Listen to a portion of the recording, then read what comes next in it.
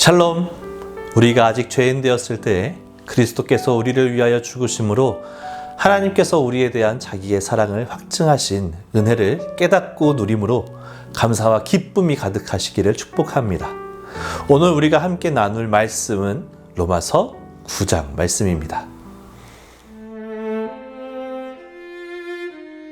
내가 그리스도 안에서 참말을 하고 거짓말을 아니하노라.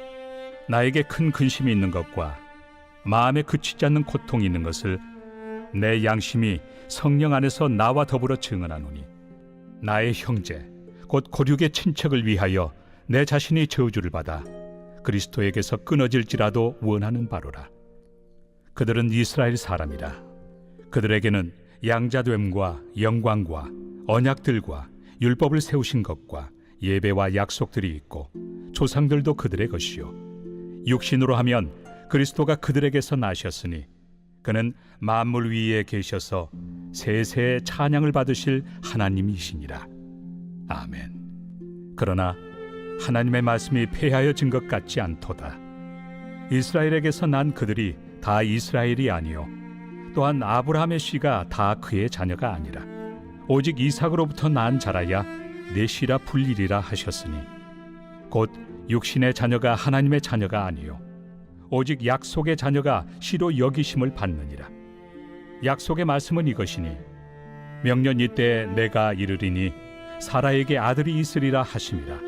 그뿐 아니라 또한 리브가가 우리 조상 이삭 한 사람으로 말미암아 임신하였는데 그 자식들이 아직 나지도 아니하고 무슨 선이나 악을 행하지 아니한 때에 택하심을 따라 되는 하나님의 뜻이 행위로 말미암지 않고 오직 부르시는 이로 말미암아 서게 하려 하사 리브가에게 이르시되 큰 자가 어린 자를 섬기리라 하셨나니, 기록된 바 내가 야곱은 사랑하고 에서는 미워하였다 하심과 같으니라. 그런즉 우리가 무슨 말을 하리요? 하나님께 불의가 있느냐? 그럴 수 없느니라. 모세에게 이르시되 내가 궁휼히 여길 자를 궁휼히 여기고 불쌍히 여길 자를 불쌍히 여기리라. 그런즉 원하는 자로 말미암음도 아니요 다른 박질하는 자로 말미암음도 아니요 오직 긍휼히 여기시는 하나님으로 말미암음이니라.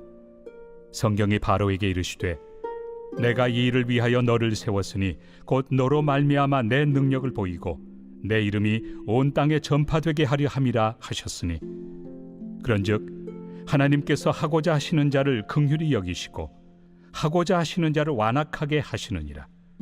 혹 내가 내게 말하기를 그러면 하나님이 어찌하여 허물하시느냐? 누가 그 뜻을 대적하느냐 하리니, 이 사람아, 내가 누구이기에 감히 하나님께 반문하느냐? 지음을 받은 물건이 지은 자에게 어찌 나를 이같이 만들었느냐 말하겠느냐? 토기장이가 진흙 한 덩이로 하나는 귀히 쓸 그릇을 하나는 천히 쓸 그릇을 만들 권한이 없느냐? 만일 하나님이 그의 진노를 보이시고 그의 능력을 알게 하고자 하사 멸하기로 준비된 진노의 그릇을 오래 참으심으로 관용하시고 또한 영광 받기로 예비하신 바 긍휼의 그릇에 대하여 그 영광의 풍성함을 알게 하고자 하셨을지라도 무슨 말을 하리요?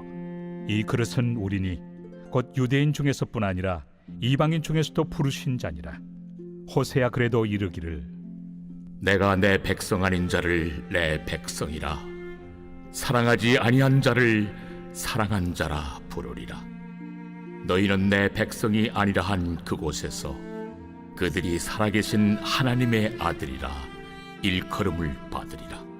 또 이사야가 이스라엘에 관하여 외치되 이스라엘 자손들의 수가 비록 바다의 모래가 들지라도 남은 자만 구원을 받으리니 주께서 땅 위에서 그 말씀을 이루고 속히 시행하시리라.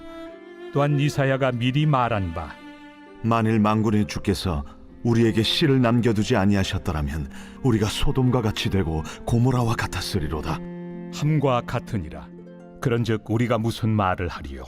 의를 따르지 아니한 이방인들이 의를 얻었으니 곧 믿음에서 난 의요, 의의 법을 따라간 이스라엘은 율법에 이르지 못하였으니 어찌 그러하냐?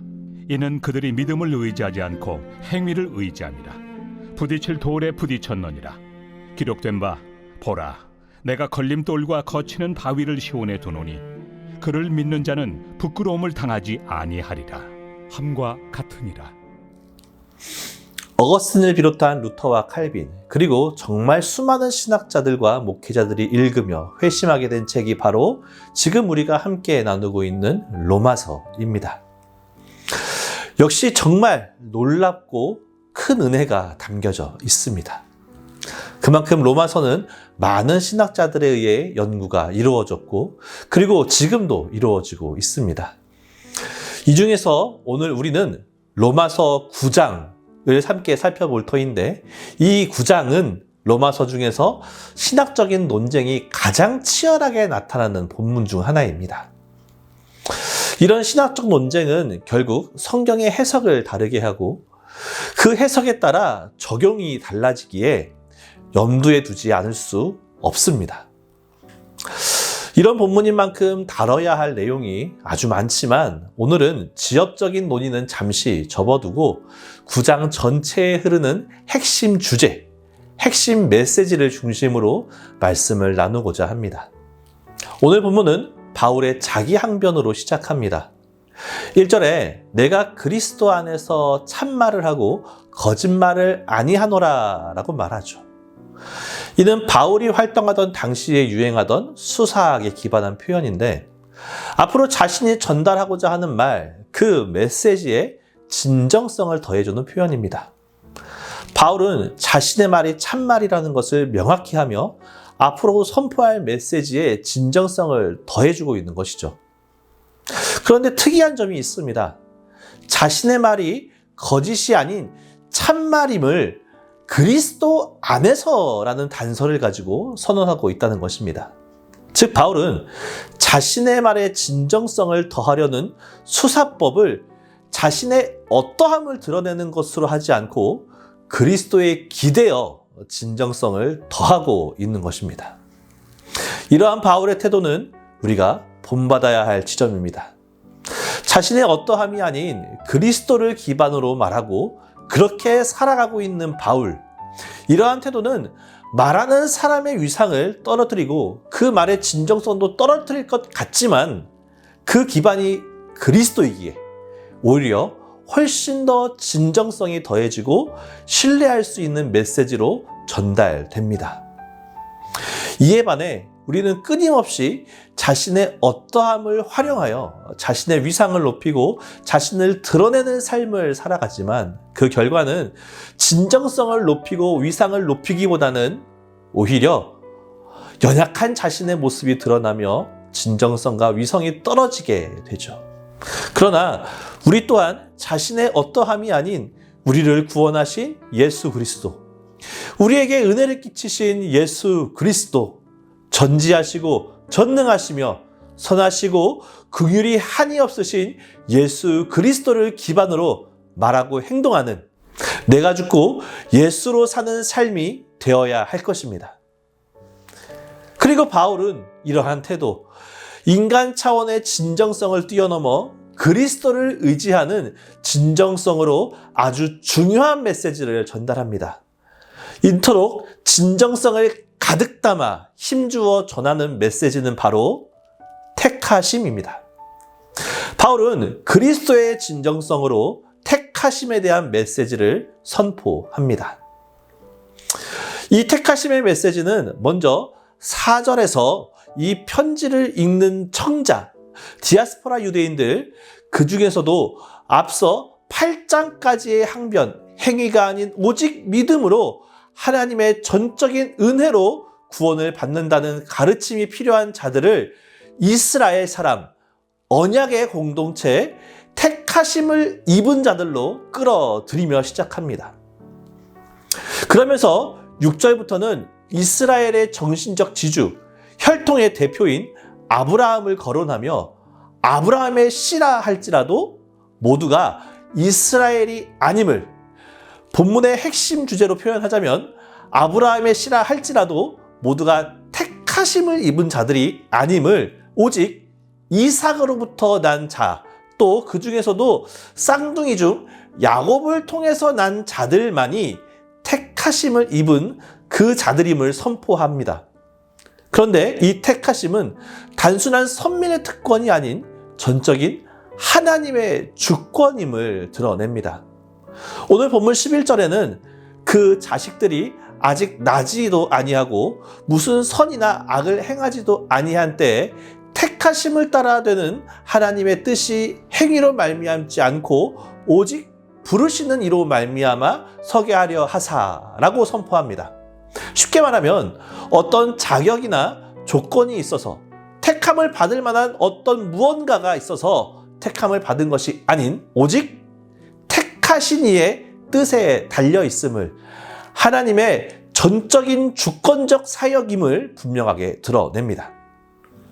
바울은 이를 통해 이 글의 청자, 앞서 언급했던 오직 믿음으로만, 오직 은혜로만 구원을 받는다는 것과 다른 교리를 따르는 자들을 향하여 택하심, 즉 구원은 누군가의 행위, 어떤 이의 잘남, 조금 더 직접적으로는 율법을 잘 지켜 행함으로 이루어지는 것이 아닌 전적인 하나님의 주권에 따라 은혜로 택함을, 구원을 받는 것임을 분명하게 드러냅니다.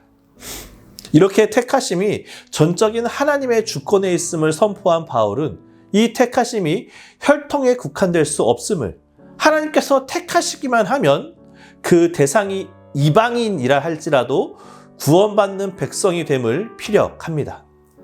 20절부터 24절에는 하나님을 토기장이로, 인간을 그가 지은 그릇으로 비유하여 말하는데, 특히 24절에서는 다음과 같이 선포합니다. 이 그릇은 우리니 곧 유대인 중에서뿐 아니라 이방인 중에서도 부르신 자니라. 즉 하나님의 주권에 의한 택하심이 이방인을 향할 수도 있다는 것이고, 그렇게 택하심을 받은 이방인도 하나님의 백성, 구원받은 백성이 될 수 있음을 선포합니다.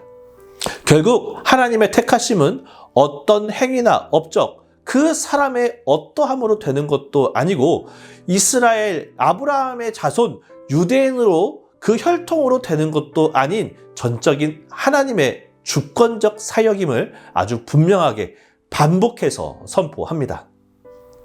그러나 문제는 이 메시지를 들은 사람 중에 그렇지, 맞지 라고 하며 자신의 틀렸음을 인정하고 은혜에 붙들리는 이방인이 있는가 하면 하나님의 어떠하심보다 자신의 생각, 자신의 삶을 더 옳다 여기며 수용하지 않는 유대인도 있다는 것입니다.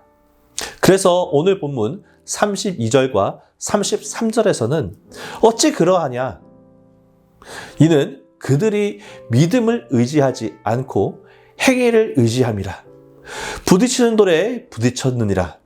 기록된 바 보라, 내가 걸림돌과 거치는 바위를 시온에 두노니 그를 믿는 자는 부끄러움을 당하지 아니하리라 함과 같으니라 라고 말씀하고 있습니다. 결국 오늘 말씀 로마서 9장에서는 택하심, 다른 말로 부르심은 전적인 하나님의 주권적 사역임을 분명하게 선포합니다.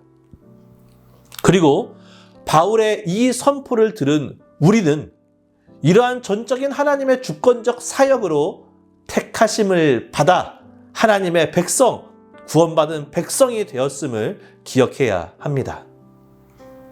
그리고 이 사실을 우리는 온전히 믿고 그 은혜를 누리며 살아가야 할 것입니다. 사랑하는 성도님들, 우리가 정말 전적인 하나님의 주권적 사역, 쉬운 말로 오직 은혜로 구원을 받았다면 우리가 드러내며 살아가는 것은 무엇뿐입니까?